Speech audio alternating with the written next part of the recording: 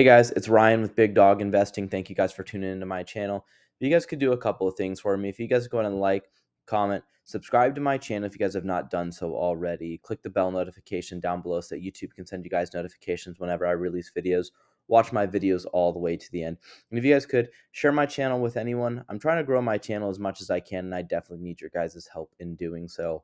We've been kind of stagnant at 140 to 148 subscribers. So I'm really hoping to grow my channel a little bit more by the end of this month, hopefully get to 200 subscribers. We will be doing another giveaway at 500 subscribers. I will be picking 5 winners for the 500 subscribers. So make sure you guys share my channel again, and then we can go ahead and do that giveaway. Getting started, today's going to be a shorter video. Not a whole lot happened, but we did have a huge piece of evidence, an motion that was filed by Ripple in the case versus the SEC. So stay tuned and we'll get the details on that. Getting started, the total market cap for all cryptocurrencies, $1,027 billion. This is a 0.14% increase on the day. So basically a 0% increase. We didn't really go up that much, and we've been going down just a little bit the past couple of days. So Bitcoin right now is currently trading at $22,425. Ethereum is trading at $1,569. And then XRP is trading at 37.35 cents. So getting into our biggest gainers on the day, AGIX is going to be our biggest gainer at up 10%. This is one of the artificial intelligence coins that, are going up by a lot, but then also dropping by a lot at the same time. It's playing the same narrative that the NFT tokens were doing for a little bit with the metaverse and the metaverse tokens. Those included like Sandbox and Solana. The same thing's happening right now with AI tokens. My thoughts are stay away from them. Again, no financial advice, but a lot of people started to buy into those already. So, if you're buying in, a lot of those individuals are just waiting for the price to go up a little bit more, and then they're going to keep on dumping the coins. You guys want to be the first to get on the new trends. Artificial intelligence with Chat GPT's gone up drastically, so everyone knows about it right now. So those coins are already almost at their peak, in my opinion. You guys want to find the next new buzzword essentially that's going to be coming out with cryptocurrency. It was really cool to see, though. I watched the UFC fight, and John Jones was fighting, and he ended up winning by submission in the first round. That was pretty cool.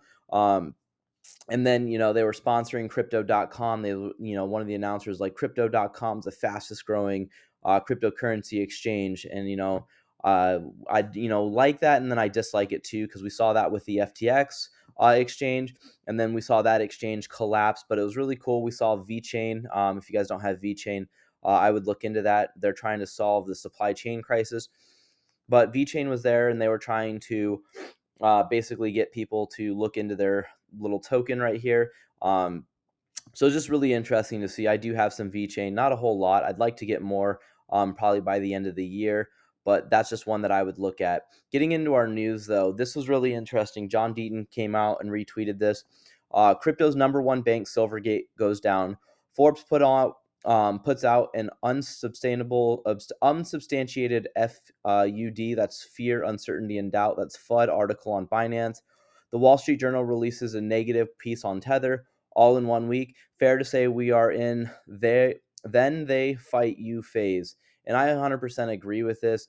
For all of this to happen in 1 week, it's kind of just irritating, especially with these news organizations that are supposed to be here to, actually give a fair and balanced news report. And, as of right now, there's nothing that's going on right now with Binance, and nothing's negative right now with Tether, though I do not like really stable coins that much.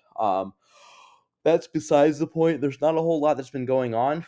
So for, Silvergate to go down, okay, that's fine.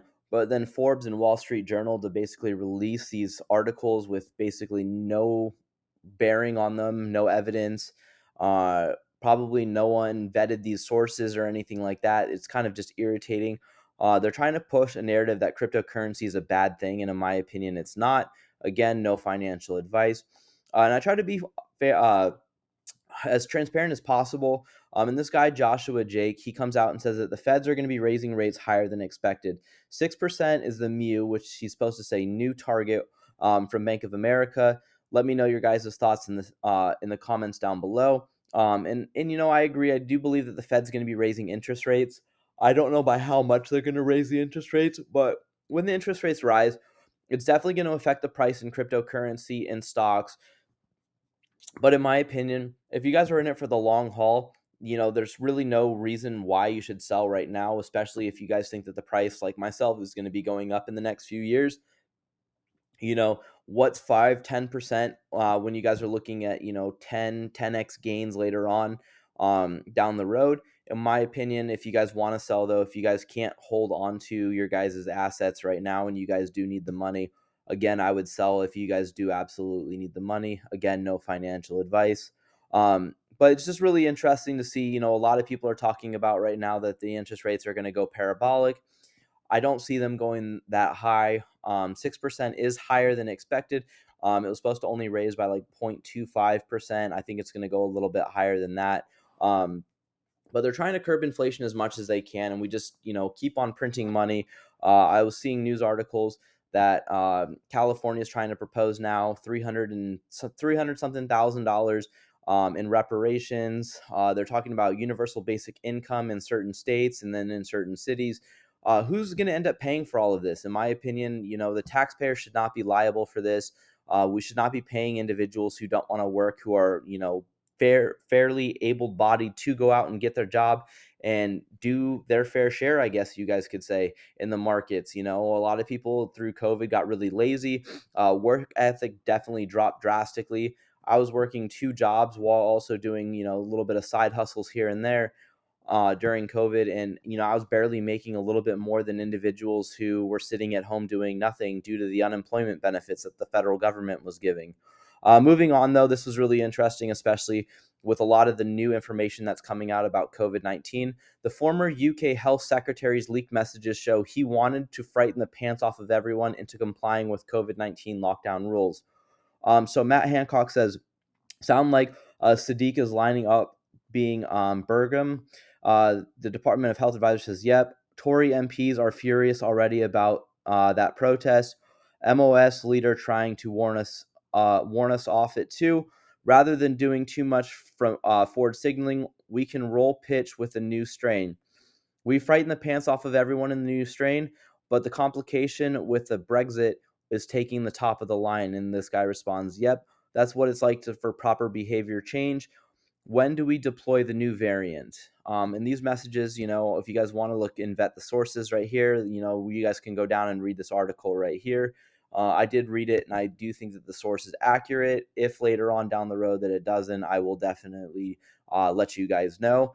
This is what I was talking about, though. Mason Versluis pointed it out also. Loving all the VChain and crypto.com crow shilling of the fight tonight. And in my opinion, I kind of agree. They're definitely trying to push their tokens.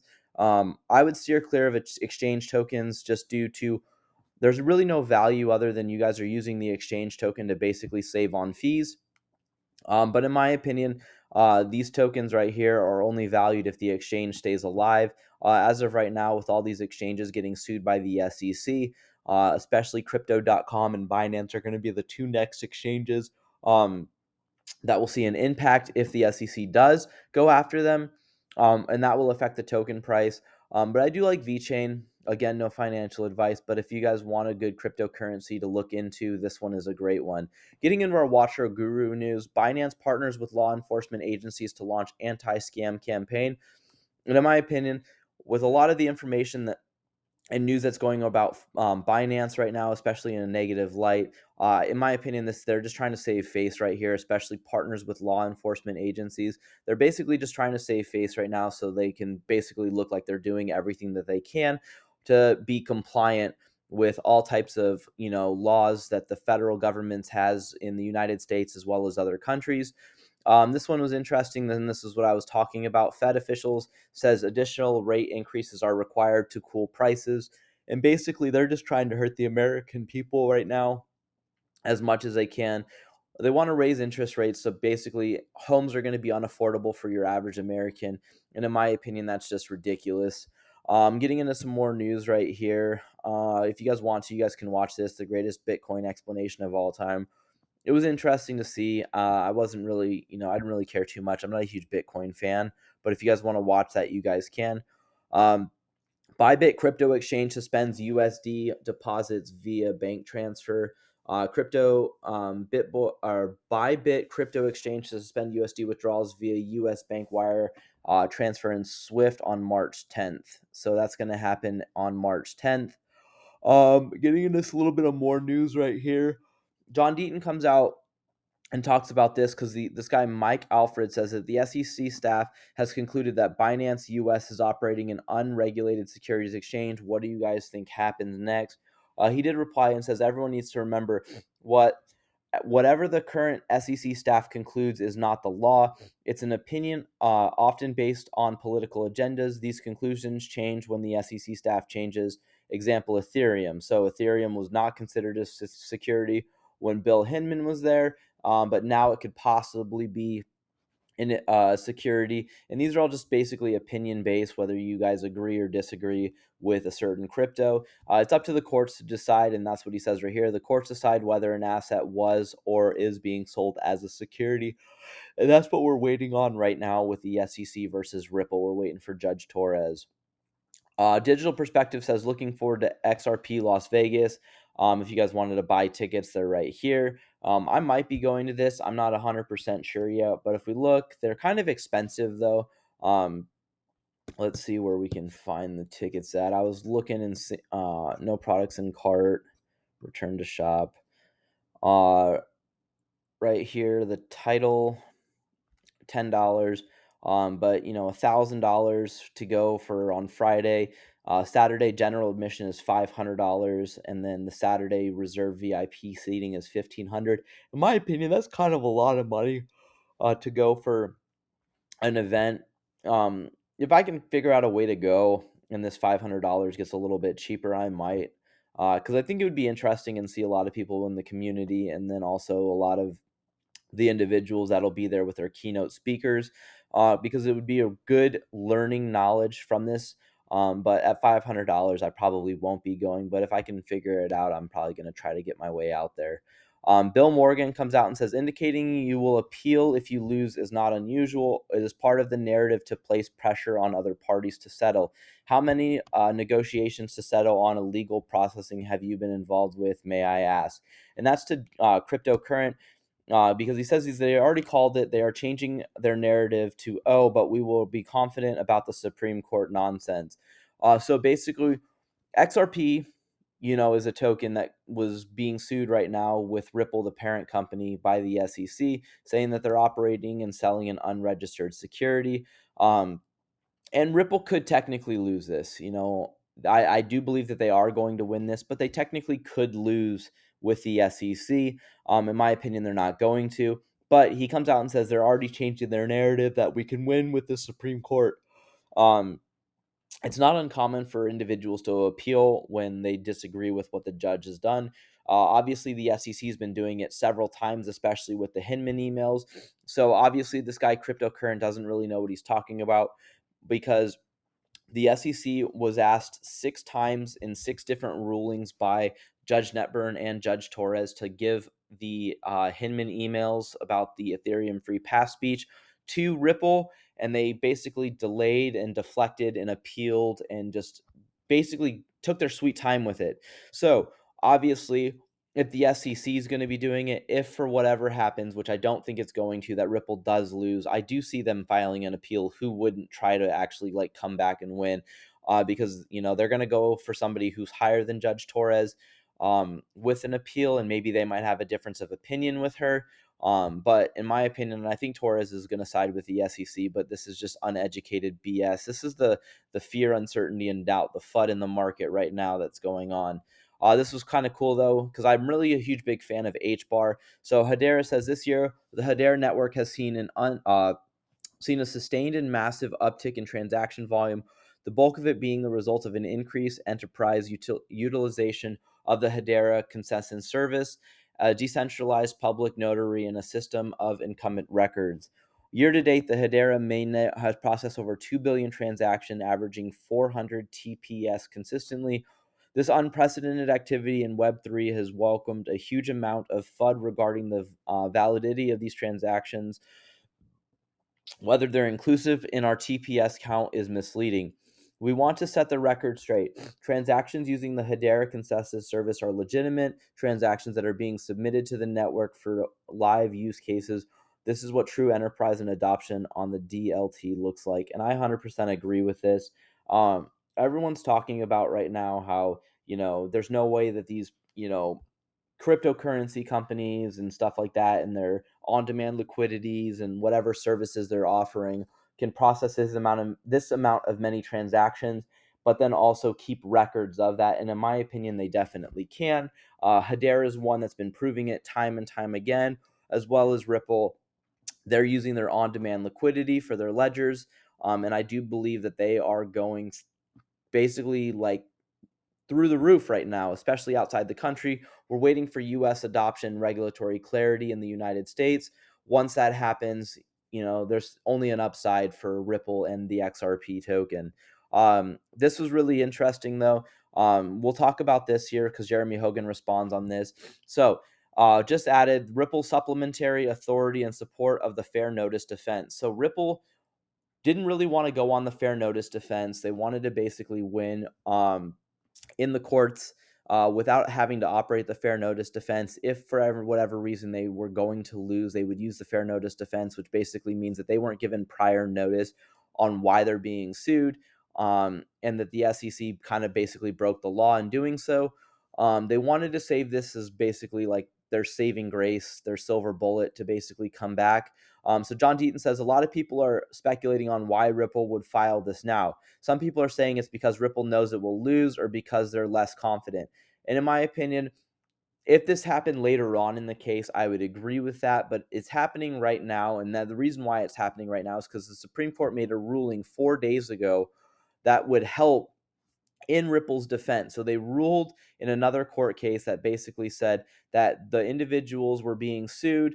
They lost in court, but then they filed an appeal to the Supreme Court, and then the Supreme Court ruled in their favor, saying that, well, they didn't know what they were doing was wrong, and you didn't let them know that what they were doing was wrong. So basically, you're basically breaking the law right now by suing them because you didn't give them fair notice to basically change their business practices. So that's a sense what the Supreme Court ruled, and then now Ripple filed a motion for fair notice defense because they weren't given adequate time, because they were going to the SEC several times saying, hey, what are we doing? Are we in regulatory clarity? Are we doing anything against the law? And basically the SEC said, just keep doing what you're doing and we'll let you know. Just keep doing what you're doing and we'll let you know. So they had no reason to believe that they were breaking the law. And Jeremy Hogan comes out and says this also. Ripple just filed a strong case supporting its fair notice defense. Strong because it comes from the U.S. Supreme Court and states that the regular-ish people like you and me need to have guidance and know what the law/rules are before we are sued. So if you're getting ready to break the law, the SEC should give you guys a forewarning like, hey, what you're doing could be illegal. Let's talk about it. Like Gary Gensler keeps on saying, come sit down with us and we'll figure it out. Come sit down with us and we'll figure it out. But those individuals who have been sitting down with them have been being sued left and right by the SEC. Ripple was going in and sitting with them, trying to ask questions and basically figure out where the clarity is with all cryptocurrencies, not just Ripple's company with the XRP token. They were trying to figure out what all cryptocurrency regulatory clarity was to see if they fall in the guidance with that, because they didn't want to do anything against the law. They're not going to come out and do something that's against the law when they're trying to change the financial systems. They want to be the one and only winner in this. So why would they be doing shady stuff behind everyone's back? And in my opinion, it doesn't make any sense. But we'll leave it there with the video. I wanted you guys to know this because this is just super strong support for the XRP token. This did cause a price increase. So if we did look at our XRP price for the last 7 days, yesterday this did come out and XRP did jump more than all the other tokens in the top 100, and they did go up to 38.41 cents. But then we did fall back down, and then we slowly regained our investor confidence in the XRP token. I do see a future with this, so if you guys want to, I would highly recommend you guys do that. I've been posting more videos on TikTok, so my TikTok's right here. It's Big Dog Investing, the same thing as my YouTube. If you guys want to follow me, how you guys will know is my image is still the exact same. It's on my Twitter and it's on my YouTube and now on my TikTok also. Just type in Big Dog Investing. Thank you guys for your guys' continued support. If you guys can invest with the big dog, stay on the porch. Have a good one.